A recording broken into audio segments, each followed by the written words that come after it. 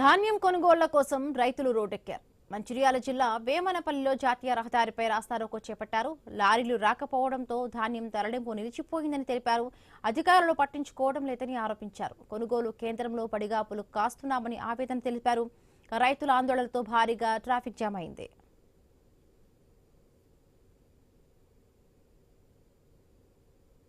మా వరి కొనుగోలు కేంద్రంలో దాదాపు నెల రోజుల నుంచి కోసిన వడ్లు తేమ శాతము వచ్చినా కూడా ఇప్పటి వరకు గన్ని సంచుల సరఫరా మరియు లారీల కొరత వలన ఇప్పటి వరకు మా సెంటర్లో చాలా ధాన్యం పేరుకుపోయింది. ఇప్పుడు రాబో వర్షాకాలం దగ్గరనే ఉంది. ఇప్పటికే అకాల వర్షాల వల్ల రైతులు చాలా ఇబ్బందులు పడుతున్నారు. అయితే ఈ ధాన్యాన్ని త్వరితగతిన తరలించి రైతుల్ని ఆదుకోవాలా. అయితే ఇంకో విషయం ఏంటంటే లారీల కొరత వాళ్ళ కృత్రిమంగా వాళ్ళే సృష్టిస్తున్నారు.